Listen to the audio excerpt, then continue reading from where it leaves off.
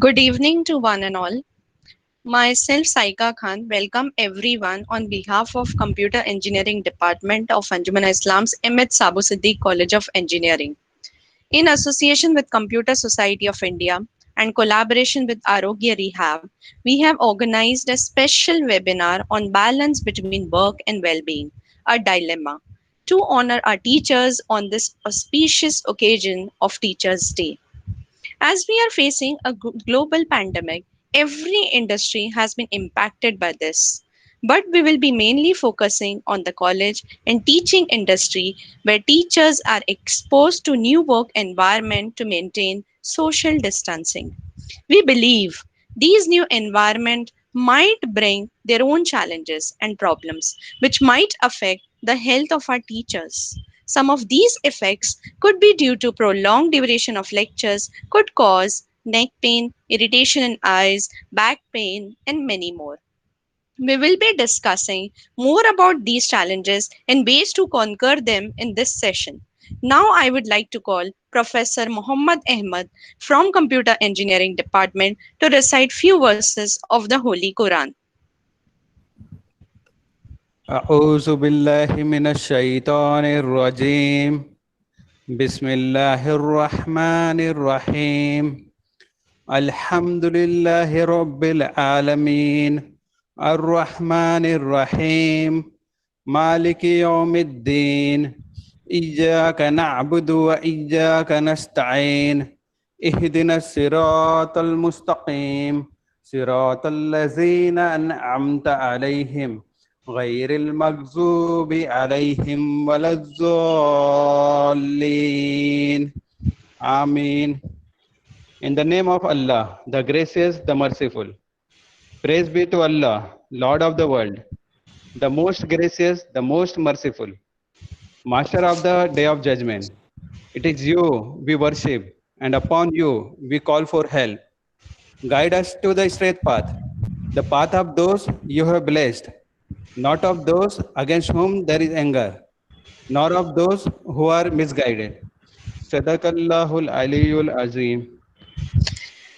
I request our CSI convener, Dr. Zainab Pirani, to welcome the audience and say a few words. Please welcome our head of the department, Dr. Zainab Pirani.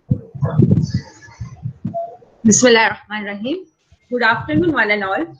On behalf of Sabu Siddiq College of Engineering, I would like to take this opportunity to wish you all a very, very happy Teachers' Day and celebrate it in one of the most beautiful and glorious days in the calendar. The coronavirus pandemic has taught us how to work from home, and many say that they are happy to keep doing this forever. But others find they are burning out from the stress, and the results can be severe for mental as well as physical health. To address this, we have collaborated with Arogya Rehab to deliver a webinar on balance between work and well-being, a dilemma, on Teachers' Day to honor our fellow teachers. I welcome everyone to this webinar. Hope to find the knowledge beneficial. Thank you. Thank you, ma'am.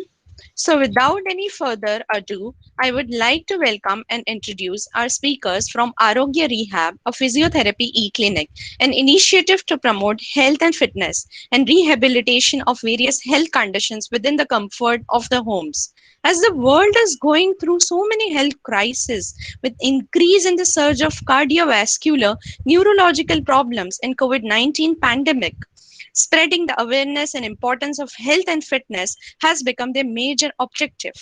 Dr. Naima Ansari, our first speaker for today, she is the founder of Arogya Rehab. She is a certified COMT and a certified MFR therapist, which implies she is skilled in managing muscular conditions and sports injuries. She works as a clinical physiotherapist as well as freelancing community therapist. She has more than 3 years of experience in treating orthopedic and neurological conditions and has also served voluntary therapeutic services for Oxfam India. Our second speaker for today, Dr. Shaheen Ansari, co-founder of Arogya Rehab.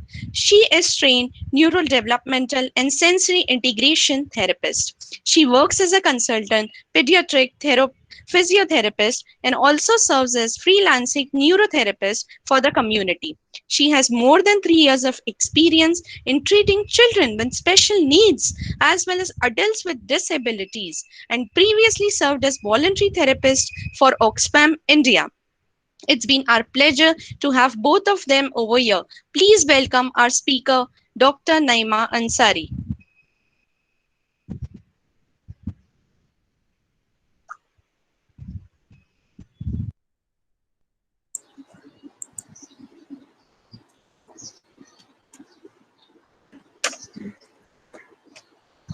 Am I audible, guys? Yes, you are Yes, absolutely Okay. audible. All right. Good afternoon, everyone. Hi, I'm Naiman Sari. Thank you, Saika, for this lovely introduction. And thank you, M. Sabu Siddiq College of Engineering, for giving us this opportunity. Let me share a small incident that actually happened with me 6 months back. A middle-aged woman approached me and she told me that, asked me for my uh, medical advice, professional advice. She was doing all kind of different activities like Pilates and yoga to improve her knee pain. But the thing here was she felt that she did not feel any relief through those exercises. Now, thinking about that, that actually struck me so hard that there is so much of information out there in the online world, and there is not much of guidance that which we can as human beings use, those who are not of medical background. Now this actually struck me, and hence the initiative known as Arogya Rehab. There is a dire need for of spreading awareness about health and health disorders in our community. So Arogya Rehab is an e-clinic for online consultation and home physiotherapy services. When we are not treating the patient, we are actually spreading awareness amongst you people so that we all can live a healthy life. Here we are. Thank you, Saika, for already introducing us with such a meticulous way. So moving on to the services that we actually provide. Neuro rehab. Neuro rehabilitation actually means that nothing but we treat the patients who are already suffering from any condition, that is stroke, like half-side paralysis, then Parkinsonism, and paraplegia or weakness of one side of the face. Then moving on to post-operative care. In that, we treat the patients who have already undergone surgery for their knee replacements or any fracture rehabilitation that has been done, fixation for the fracture or so that's how that all those conditions are the things that we treat. Coming to women's health. Women's health is very important thing we should understand about, because there are a lot of women who do not approach people, the doctors, because of the shyness of their attitude. Now we are certified in care for pre and postnatal care for women, so that we can help them achieve their health goals through their pregnancy or before and after their pregnancy, so that they can come back into better shape and they do not get any kind of emotional or physical stress. Now coming to pain rehabilitation. Pain rehabilitation is nothing but us treating the painful conditions like frozen shoulder, arthritic changes of the knee or hip, so that they do not evolve into something worse and they might need to go under invasive surgeries or getting a injection taken and all. Moving to geriatric care. Geriatric care is nothing but old age physiotherapy. The physiotherapy that we give to the old people so that they can still be themselves even in their old age, so that they are still mobile, so that they are still able to be independent in their day-to-day life. Manual therapy. I'm a certified COMT. That means I have a certificate in manual therapy. Manual therapy is nothing but mobilization and manipulation of our bone segments so that we can align the mal position of the joints, leading to any kind of disrupted functional activity. Pediatric rehabilitation. Dr. Shaheen is trained NDT and SI therapist. She works with specially able children to facilitate them towards the better future. last but not the least, spreading the awareness. The thing that we actually started with Arogya Rehab. We are organizing different webinars designed and curated for different professions. Teachers, teaching professionals being one of them, then the doctors, then the nurses, and all, so on and so forth, so that we can promote better health and fitness to them. Now, this leads to our mission. Our mission is simple: dismantling doubt, promoting health, motivating fitness, and debunking one myth at a time. When we see that there are so much doubt in the mind of people when they actually approach the doctor, right? How much to do, what not to do, icing karna hai, or you have to take hot pack, or there is too much of confusion. So we are here to clear those doubts regarding the health and health disorders. Do you have to undergo the knife? Do you have to go the surgery for the recent knee pain you are having actually? Then promoting goodness and health for the human, for the individuals, motivating people to actually have a better and fit lifestyle by modifying their diet, modifying their wellness, modifying their life with including exercises, etc. Now, most important part, debunking the myths surrounding the health and physiotherapy. This is a very important part of our campaign, that we want to debunk the myths that surrounds our occupation as well as surrounds health and fitness. Now, to address the elephant in the room, life of the teaching professionals. Okay, so we know that if people have a huge misconception or huge notion about the job of teaching professionals, that it is the easiest and the highest paying jobs. They think that way, pointing out to the fact that professors have 6 to 8 hours job, or paid leaves, 6-figure salaries, and vacations. Okay, so they think that because of these things, you guys or the professors are leading a very leisurely life. But they do not have the proper understanding of the dark side of the coin. They have this misconception because they have not seen how stressful a life of a teacher can be, especially in the time when there is a pandemic going on and the teachers are being stressed about how to conduct their online teaching. Now, there was this professor, Dr. Hilal Lashol. He said in his memoir that in early 20s, he talked about how he actually suffered of 2 heart attacks in 3 years. So that's quite a lot of stress, because of which he went through and landed up into 2 heart attacks. And this is not normal. He told that he mentioned this in his memoir, that teaching professionals, especially the working professors who are at the universities, face high level of stress. University is not just the playground or hyper competitive cultural ground for the students, but it is even for the professors. The pressure of publishing in papers into high impact journals, securing the prestigious grants, and trying to go on the lecture tours, applying for different posts, etc., can lead to frustration, disappointment, self-doubt, and burnout. And because these all things lead to burnout, which can be the major factor, precursor for all the kind of things that are going to happen to him later on. This is the thing that will actually cause increase in the health and mental issues that he might face later on. On top of COVID-19 lockdown, online classes, teachers are having a rough time, gathering the information, gathering the teaching material, making presentations, presenting them, because as we know, I know of Sabu Siddhi College as a college of engineering. So you guys also need to have more of practical aspect to your work too, teaching people.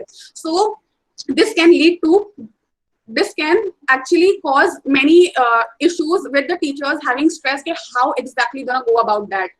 Making assignments, keeping tab on the teachers, students' attentiveness, juggling their personal life and the professional responsibilities. Now, when we talk about the COVID lockdown era, there is a very the thick line that used to separate the work hours from the personal life has been blurred. People or the professors are working from morning till evening, just trying to make the ends meet, as there is a lot of issue with, issues with the jobs security and all. Now the stress, as we speak, I am speaking so much about stress and stress and stress, but that does not mean that the stress is a very bad thing to have. Stress, when given in small bouts, is actually a very good thing for your body. Because just think this way, if you are approached by a lion, a hungry lion, stress in that time will be important for you, right? Because you have to, because of that stress, adrenaline will rush into your body and it will allow you to fight or flight or run away from that. So that's how we actually work as a human being. Stress are very good, precursors for us to have a very good, fight, to activate a fight mode. Now, when stress given into, for prolonged period of time, it can actually cause severe anxiety, sleep and eating disorders, and, can lead up to bad habits like smoking and eventually early aging. If extended for a long time, it can actually put our body into flight and fight mode for a long period of time, which can be a very big issue, which can lead us to this slide, that is long-term disabilities.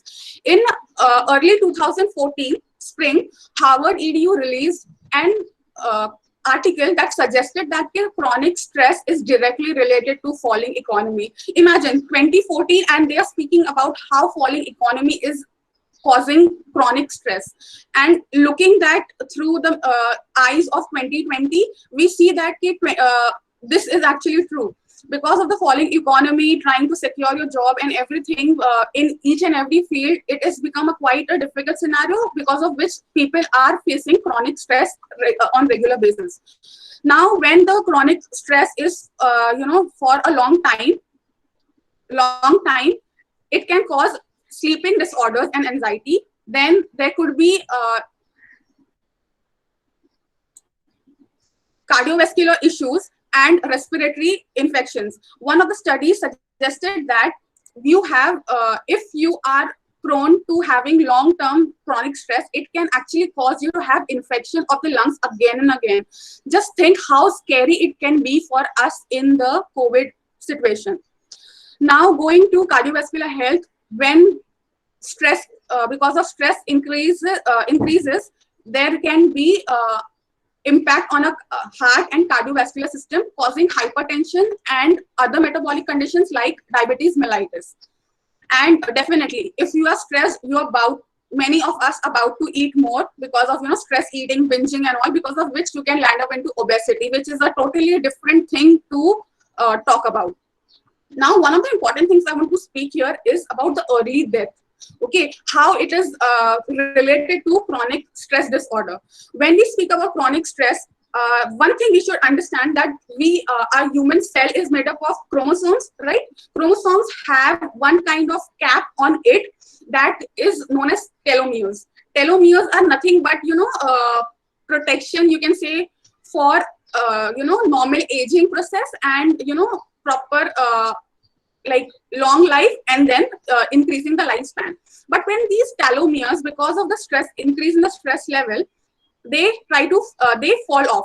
And when these they are falling off, this can lead to actually accelerated aging, which can reduce your lifespan. So we need to be very careful with our life. We are giving our all to the students. We are giving our all to everyone around us. If you are a person in a family, you have to see each and everything, your family, your students and everything. And if you are trying to look out at everything, you do not give time to yourself.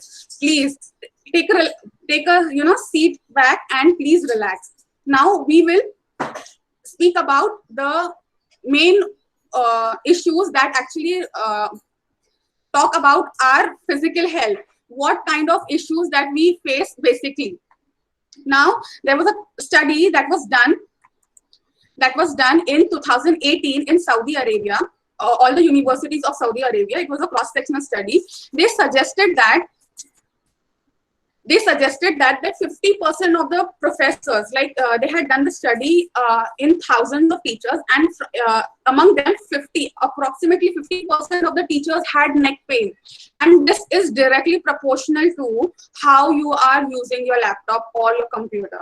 Okay, as we know that we are bound to use more of laptop and computer because of the online classes, but we need to keep a very open mind towards how we are sitting and how we are doing everything, so that it does not stress ourselves. Neck pain is directly proportional to how you're using your fingers and your wrist on the keyboards. If you are using your hand without any support to your forearms, it can lead to pressure on your or stress on your trapezius muscle. This is the muscle that is a very huge muscle. It goes from your back of your skull till your shoulders, and the action that you do, shrugging, this is the action that trapezius does. Now you might have felt you will have this kind of pain a lot when you are coming home after a long day or something. So this is why, because you are sitting on the computer without having your arms rested, this is causing stress of trying to keep support on the supporting the shoulders, and that's the reason most of us suffer from neck pain.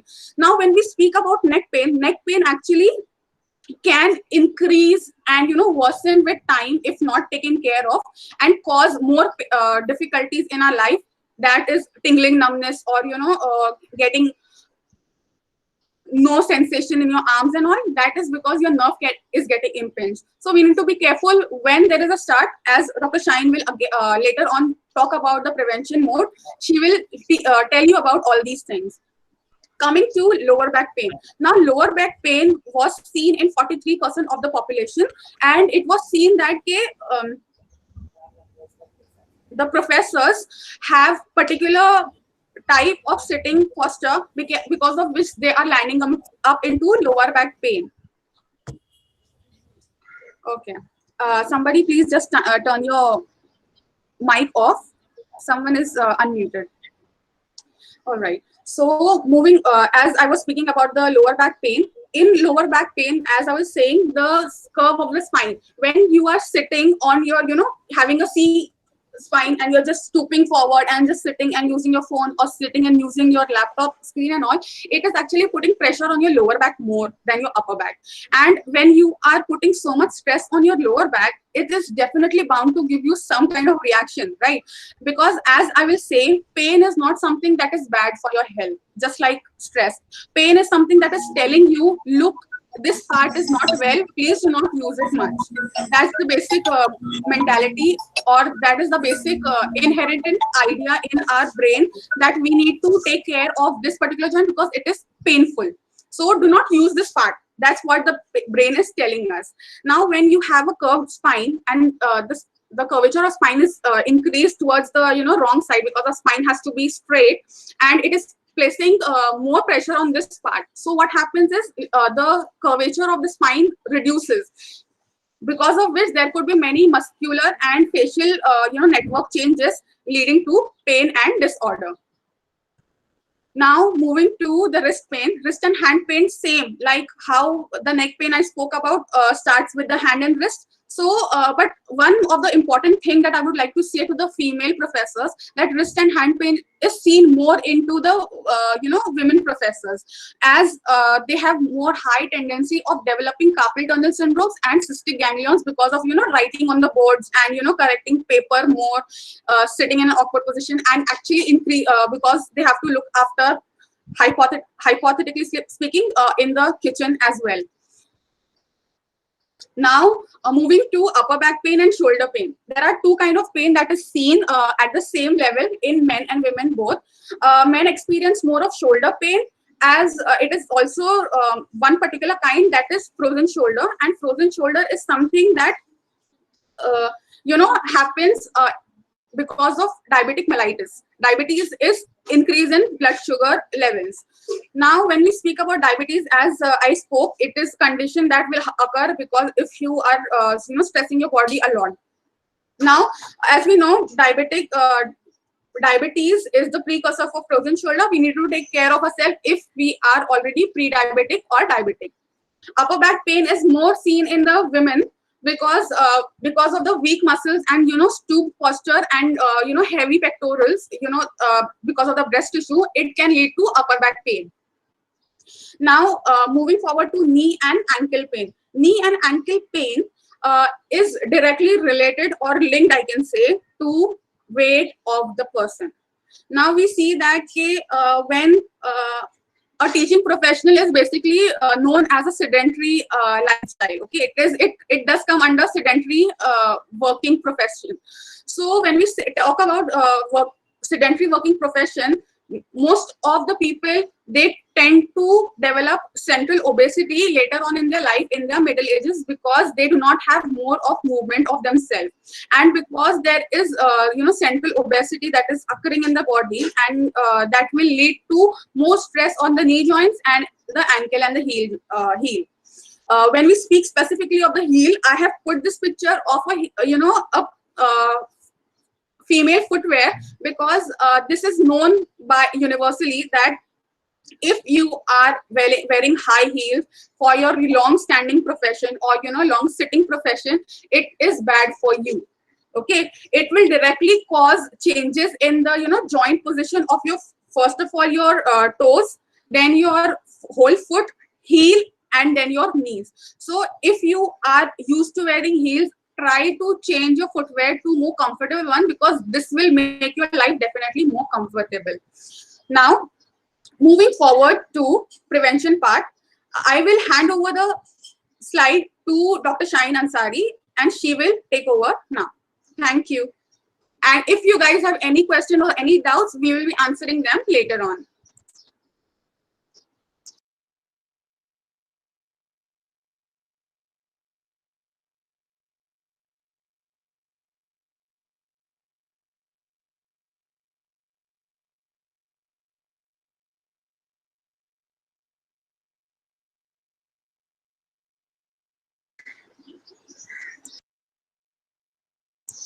Hello, am I audible? Hello. Yes, ma'am, you are audible. Okay. So this is Dr. Shaheen here. As we have already dealt with the information regarding what actually issues are faced by the teaching professional, let's jump right into the prevention aspect of it. So prevention, we will be looking prevention under three main domains, that is the mental health, the physical health, and cardiorespiratory health. Okay, just give me 2 minutes, there's something related to the slide.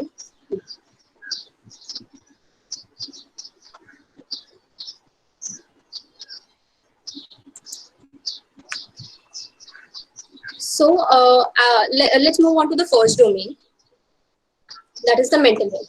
The first golden rule of any job that you do is to avoid a burnout. Allow me to explain what a burnout is. It is the loss of meanings in one's work, coupled with the mental, emotional, as well as physical exhaustion that a person feels due to the result of a long-term unresolved stress. Burnout can affect anyone, like entrepreneurs, your business owners, free working professionals.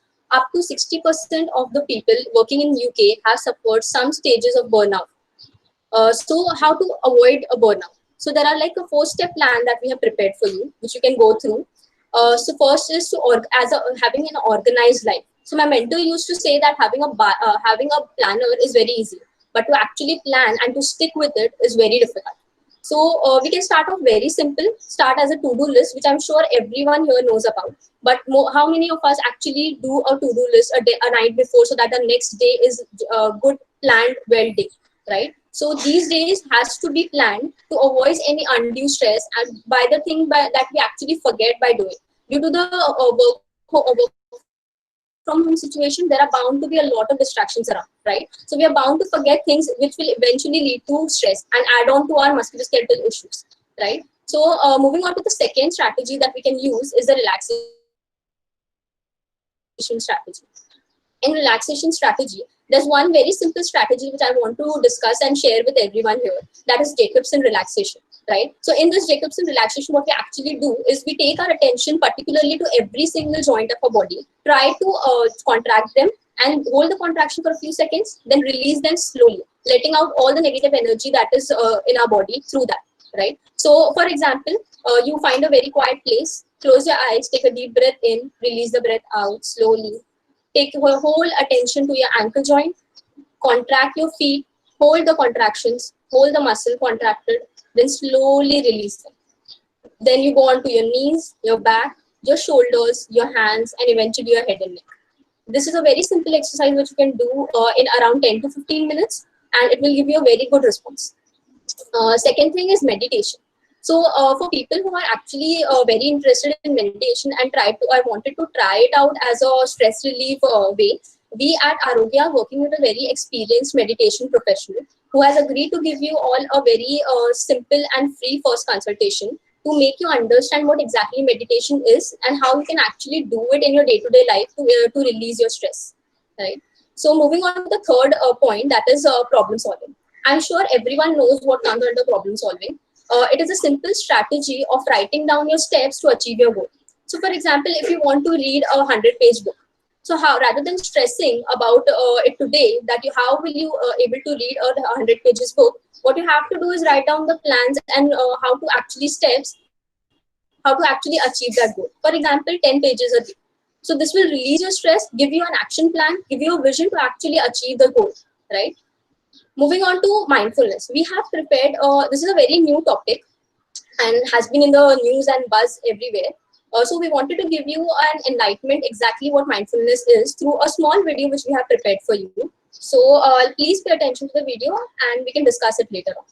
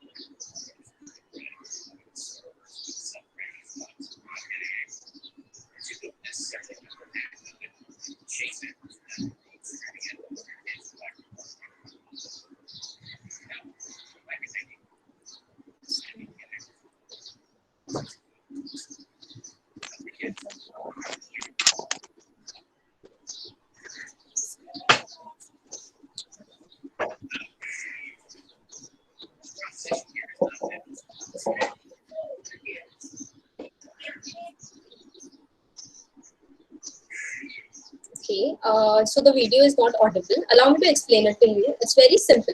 So mindfulness is just a way of reacting to a situation wisely rather than reacting it very blindly. So for example, you are driving a car and someone just passes you by on a very difficult road where it could actually lead to an accident. So what do?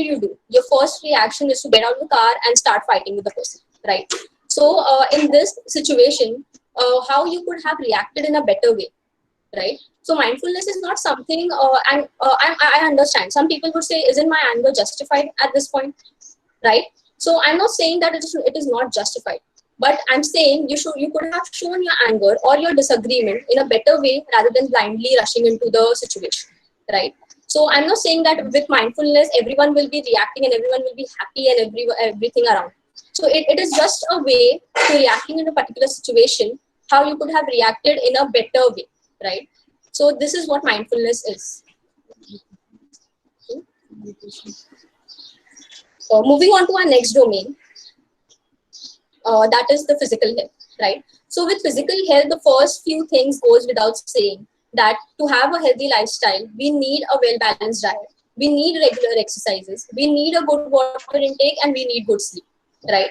Post that, other than that, to avoid any musculoskeletal issues, First and foremost is you have to know what your limits are, right? So understanding what your limits is basically means is, say for example, if you know that you're working for 3 hours, right? So you sit with a laptop, start making a presentation. You know that you're going to get tired, right? But what do? You make the presentation up till 2 hours you're sitting. Then eventually after 2 hours you start and you feel a sudden discomfort in your back and you say that you have pain in your back due to making excessive presentation, right? But there's a good way of knowing your limits. You have to stop after every 30 to 45 minutes, take a 5 minutes break, do 2 minutes stretching, and then move on to your next presentation, right? So this is a good way of knowing your limits, stopping your discomfort before you actually feel the pain, right? That's what knowing your limits are. And setting your limits on your own, no one can set it for you. The general rule of thumb is getting up, stretching after every 30 to 45 minutes. The second point is to avoid any prolonged postures, right? So what do I mean by avoiding prolonged postures? Any posture that you hold for a very long time is a bad posture. You cannot say that sitting on a chair, on a very ergonomically good chair, sitting on it for 2 hours is not going to cause you discomfort. It is going to cause you discomfort. Even while we're sleeping, we change our position, right? So you need to understand that you need to change your postures regularly to avoid any undue stress on your joints and your muscles, which will eventually lead to musculoskeletal issues, right? Moving on to the third point, that is ergonomics. So ergonomics basically means that changing your surroundings or changing your environment to avoid any undue stresses that are happening. So we will be discussing ergonomics in a little bit more detail later on. The last point is to get your pain assessed. For example, if you are a lot of us tend to ignore our pain a lot, up to the point that it cannot be ignored anymore. What do? We take lotions, we take pain relief medications, we apply hot bag, anything, but we don't understand the exactly root cause of why that pain is actually happening. So that if we don't assess or treat that root cause, that pain is not going to go away. It is going to come back eventually again and again. Moving on to the ergonomics part of the prevention, that is how to change your surrounding. First and foremost, due to the keeping the COVID situation in mind, a lot of us are working from home through a laptop screen or a computer, right? So we need to, and we are spending a lot of time on it, right? So we have to change especially the chair where we're sitting at. Few things you have to keep in mind while you're changing the chair, right? First thing is your chair height. Your chair height should actually be up till your eye level should be facing the laptop screen or the computer screen. That should be your chair height. Second thing is your armrest height. Your armrest should be comfortable. Your shoulders should be relaxed. It should not be stooped up. Okay. Third and last will be your footrest. Your footrest has to be there. Your foot should not be dangling down. That will eventually lead to your heel pain. Okay. Moving on to the tables, what you're actually using.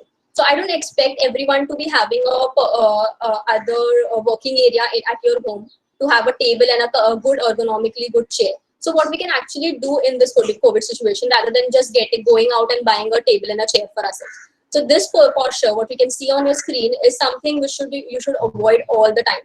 This is something what we actually tend to do when you're using a laptop. Okay, so the laptop screen is too low. It is on the floor. The neck is fully bent. The hands are not supported. The back is stooped. This posture, if you hold this posture for around an hour, you are bound to have discomfort and pain, right? So moving on to what exactly tables we can actually use in these times. So the tables at home which you can use are, these are some of the tables which I found on Amazon actually, so that everyone can avail to it, everyone can find it easily. So these tables are, for the first one on the left is a little better because you can actually change the elevation of the table, so that you can, if you're writing, not just with the laptop, which you can actually adjust the screen. If you're writing a book, if you're making notes for presentation for your online lectures, you can avail to this type of table. The second one actually is for a very good laptop, and if you're working more on the screen and the computer, it has a good hand support for your mouse to move on. Moving on to next part, that is the computers. So how actually your computers should be. So this is mainly focusing more on your wrist and hand. So your wrist and hand has to have regular stress, especially if you have any uncommon feeling of numbness, any pain, any tingling sensation or cramping. Your wrist should be supported on your table rather than kept on in air while you're typing on the keyboard. Okay, your face should be in front of the laptop screen, should not be bent down in many positions. You have to rest your palm on the wrist rest of your desktop or laptop, not on your wrist, right? Moving on to the second part of it is to avoid having crampings. So for that, we have to do a lot of movements in between. As I said before, you need to have a break of 5 to 2 minutes at least for avoiding any cramping issues leading to musculoskeletal pain, right? So in this, what you have to do, you have to take breaks and a few stretches which we have planned on your break time in between. So first is your wrist and hand along with your back. So what you have to do is the first diagram, if you can see, it's moving, locking your fingers into each other, moving it in stretching position in your front, and then eventually moving upwards towards your head, right? Then moving on to your back. So hold your elbows, then go on to side and side, and then rotation as well. Moving on to your shoulders, it has to be up, down. You can even do a rotation of it, no problem. Whatever brings you comfort. Then moving on to your neck. So start with your wrist, hands, moving on to your back, shoulders, then eventually your neck, right? In this, you can do a little bit of Namaste position, which is very easy. So keep your elbows fixed on the side and move your wrist up and down. It's very easy, very good to avoid any carpal tunnel syndrome issues, to avoid any people who already have pain in their wrist or hands, any tingling sensation in their hands will be helpful by these exercises. And generally moving your hands up, down. If you have time, you can just take a walk around your house, just 2 rounds, 3 rounds, and it will be good for you. Moving on to the next aspect, that is a little bit of additional tips. What we can give you is if you're making a lot of notes while you are actually giving presentation. So in that, you can use a pen with large barrels. So this will help you for a better grip and to avoid any undue hand pains. If you already have a wrist pain and you have already consulted a doctor who has advised you to wear wristbands, right? So wristbands for specifically are there to stop mobilization, to stop mobility, to give you rest at that joint, right? So if you're wearing that wristband and then you are using your laptop and a computer keyboard, it will lead to more pain rather than giving you release. Using an anti-glare screen on the laptop, right, or an anti-glare glasses will be very good to avoid eventually strain on your eyes, which will happen if you're using your laptop for more than 7 to 8 hours a day, right? And the last but not the least is your glass of water. You have to be hydrated while to get you throughout the day. Dehydration is one of the most common reasons for having muscle aches and cramps. So if you not well hydrated, you're going to get up, you are going to get eventually cramps to cause more muscular issues. Moving on to the next part, the third and the last domain of today's prevention aspect is the cardiovascular health, our most important thing in today's times, in COVID times, right? So people ask most often, the question is, what do we actually do and how often do you want us to do it? How should we know that we should not exert ourselves very much, or how do we know that we are not exerting ourselves a lot, or leading to eventually more problems related to cardiovascular issues, right? So basically any rhythmic continuous exercises. For example, if you want to do walking, brisk walking, that is fast walking, no problem, you can go ahead. Some people might say, no, I want to do cycling or I want to do running. Go ahead, no problem. Dancing, swimming, running, skipping, anything is okay as long as it involves your whole body. It involves a rhythmic continuous activity, right? So how often do you want us? Okay, can we take the questions? You can just put it in the chat box. We will take the questions at the end. Okay. How often do you want us to exercise, right? So how often is 3 to 5 days?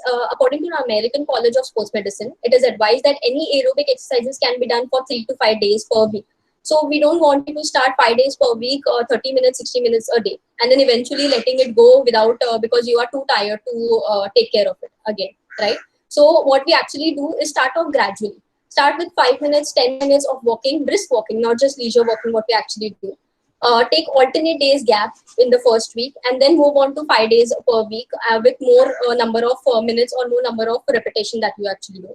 So how do you rate exactly how much you understand that, how much you have to do it without having any medical professional with you?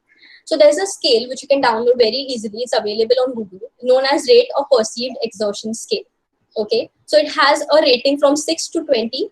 So you have ratings given on it: light, very light, fairly light, and according to that there's a number next to it, right? So on that scale you have to go up till fairly light to somewhat hard, not more than that. Okay, so how much you have to do? You have to start with few minutes, gradually build up 30 to 60 minutes over the day. So I understand everyone will be very motivated in the start and eventually lose focus of the goal, what we are doing. So these are a little tips or tricks how to actually be on the path of fitness towards your goal, right? So start off simple. Do not jump to a very difficult task and then eventually leaving it, right? So start off very simple, simple exercises, simple walking. Find a buddy to work with, right? Find a friend who actually does the same thing. So so a friend from a workplace, from your colony, from your house, your sister, your brother, anyone is fine, right? So researchers have shown that people who work in a group work well rather than people who work alone. Okay, so check your health. If you're actually suffering from any precursor, like for example, hypertension or diabetes mellitus, these conditions, if you already have, you need to get it checked with your working professional by a physician, your general physician, anything is fine. But get a green signal to go ahead with the exercises. Okay. Last but not the least is motivation. You can have, there are a lot of apps on nowadays, which is kind of like a step counter, kind of like a fit band, which are available. Which can actually which can actually give you a very good feedback of actually what you're doing. Just a Moving second. on to our last and the most important aspect. Hello, Dr. Shaheen. Yeah. Just a second. Shehna Sheikh, Yes. put your Yes. mic off, please. Thank you. Okay. You can continue. Okay. So moving on to the most important aspect of today's presentation, understanding, keeping in mind with the COVID situation which is going on around us. We all need to understand, and the whole attention has gone towards the lung strength. Whenever we read or see a video of a doctor, they always tell us to keep on exercising to keep our health up, right, in these times. So these are very few simple exercises which I would like to show it to you, which can be done in these times with your family along, to help your lung strength increase and to avoid any other infections which can happen in these times. So first is pursed lip breathing. So pursed lip breathing is nothing but a way of exhaling out the air. Whatever you take in, the way you are exhaling out is something which needs to be understood on how to do it. First is you have to take your deep breath in through your nose. Maintain the hold. Take your breath in, hold it. While you're exhaling it out, you need to purse your lip. That is, keep your lips in a circular fashion and blow it out very slowly. So, for example, for how long do you have to breathe out, right? So, if you're taking 1-2 counts for inhaling, you have to take up till 4 counts while you're exhaling it out, right? So, take your breath in and hold it and slowly blow it out. For example, how you blow a candle, right? You purse your lip, you blow a candle on a very slow pace. It should not be forced. So the thinking behind this exercise is there are very small units in our lungs known as alveoli, right? So when we're exhaling out for a very long time, these alveoli stay open for a very long time, okay? And all the air that is in our lungs come out, eventually leading us to take a very good inhalation breath, okay? Moving on to the second exercise of the day, that is diaphragmatic breathing. You have to keep one of your hands on your chest and the other hand on your tummy. What you have to take care of is while you're breathing in through your nose, is that your hand that is placed on the stomach needs to go up and not the one on your chest. The hand on your chest has to stay relatively stable as comparison to your tummy hand. Okay. The second thing is there are very few fun exercises which you can do with breathing exercises. For example, bubbles, straw, and balloons. So a lot of doctors from my hospital has been doing these balloon exercises. So what you have to do, keep a balloon to yourself, don't share it with anyone as the COVID is going on. Okay. So keep a balloon with yourself, blow it every day 2 times. Okay. So the resistance of the balloon, which resistance that is taken by the balloon to blow the air inside, leads to a very good strengthening in your lungs. Okay. So some might say, okay, I can do a balloon every day, no problem. Or I can do a balloon, it's not very hard for me. So what I can suggest to you other than balloons is a flutter and a spirometer. Okay, so these are a few respiratory devices which you can use, which you can buy from Amazon very easily. They are called what I've written them on the picture.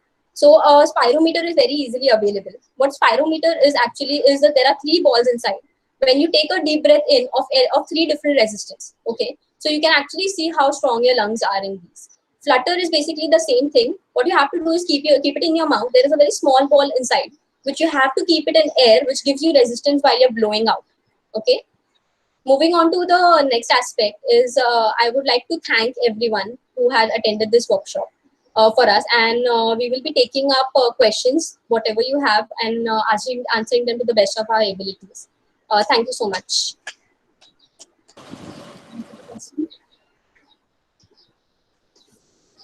Hello. Okay. Thank you, Dr. Shaheen. Am I audible? Yes, Hello? yes, yes. Yes. If anybody has any question, you can ask the question. The first question that was asked was by Ms. Saima Syed.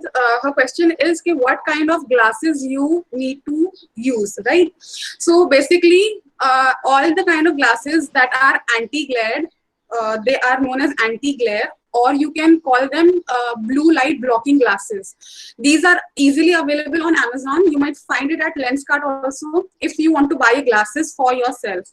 And if you are looking for a anti-glare screen for your phone or your laptop, it is easily available on the Amazon. Basically, you need to just put a screen on your multi-layered screen on your laptop screen or your computer screen, so that there is no direct impact of the blue rays on your eyes, because when the retina is exposed, a retina is something that is behind your eyes which actually sees the color and everything. So if you see through normal blue light for a long period of time, if you're exposed to the blue light for a long period of time, it will actually damage your retina later on.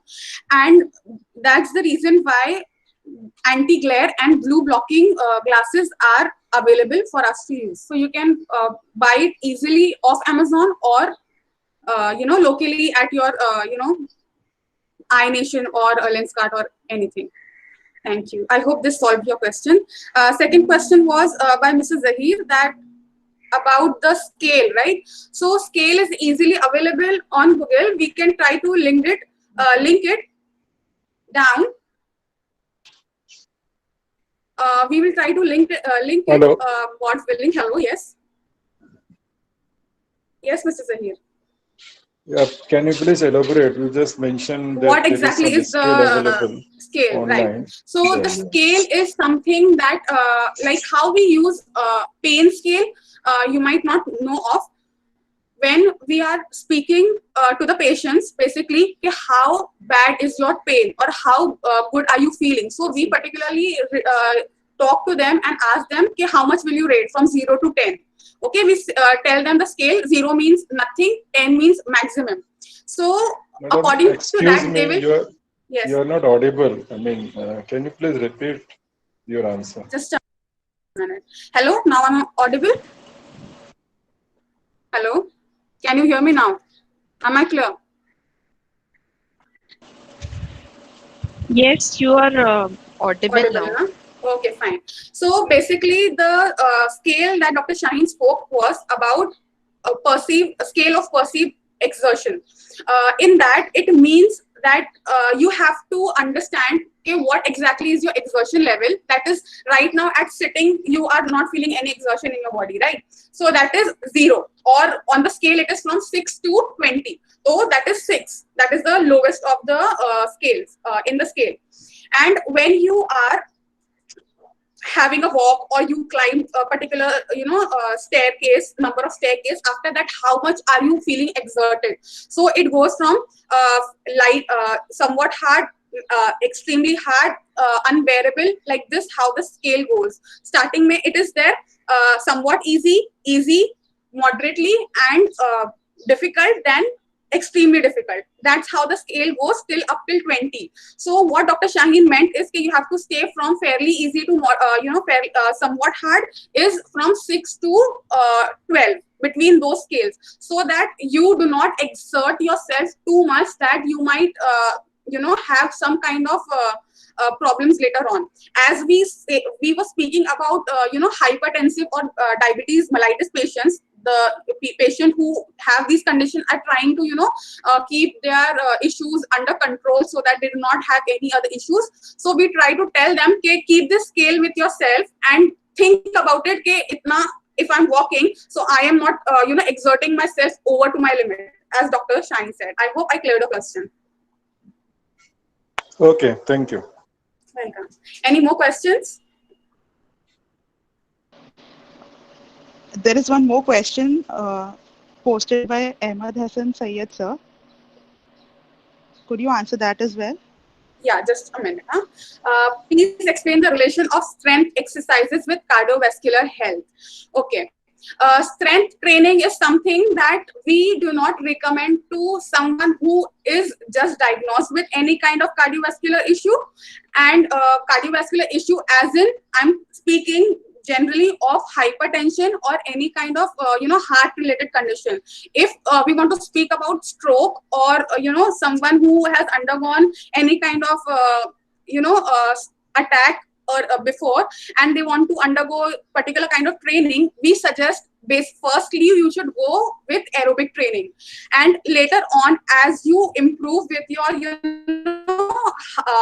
strength of your heart, because basically when we say about cardiovascular health, we want to improve the health of the heart, strengthen the muscles of the heart so that they're pumping well. They are not, kind of compromising any kind of arteries or anything, blood circulation. So that's why first, and aerobic exercises are the one that will actually help you improve your cardiovascular health. So as a physiotherapist, my suggestions is usually to go with aerobic training. And you think now, okay, your cardiovascular endurance is good enough, your cardiovascular strength is good enough, then you can go with strength training, as in lifting weight and all. But lifting weight does not mean that you can directly go and take 50 kgs ka dumbbell and all. That's not how you have to go about it. Is how you have to always go through these exercises under supervision of a particular therapist or your physician. You should always contact them and let them know, because if I am because of your question, I am taking it as someone is already suffering from this and they want to ask about this strength training they can do or not, right? So that's why I'm answering this. If you already are in good health, if you know that you have been working out like aerobic walking or cycling, or having a jog in the morning every day, you have a good fitness level, then you can go with the strength training. There is no doubt. But you need to talk to your physician or your therapist before, so that they also can come up with a best regimen of strength training for you. I hope that answers your question.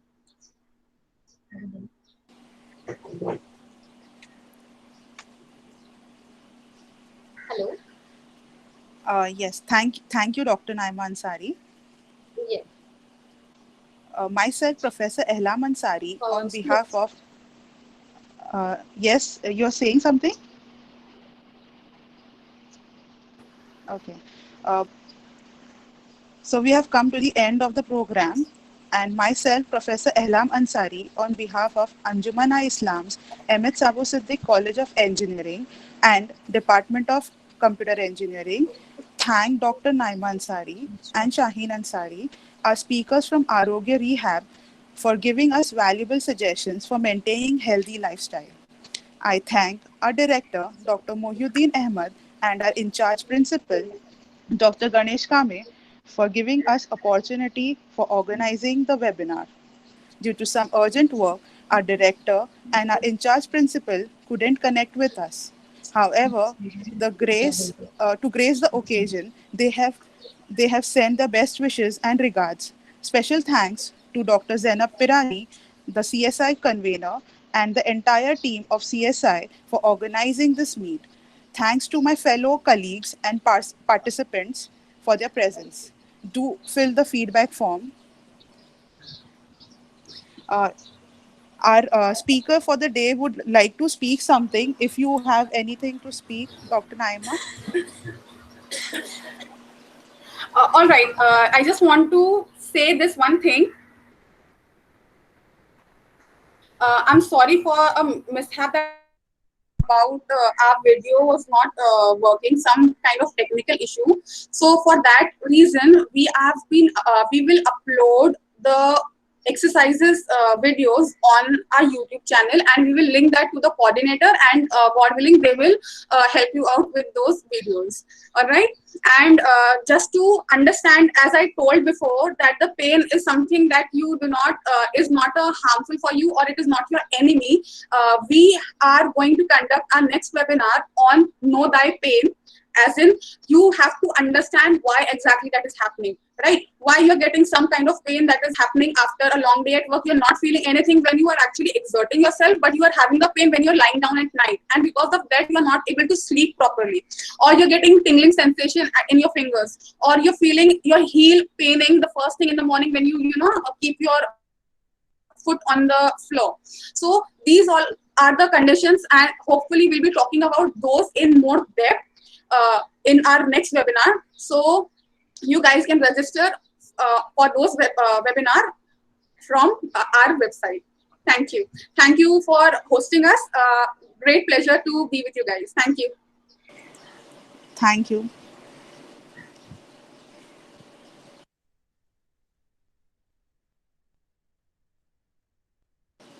It's a request to everybody that kindly fill the feedback form before you exit.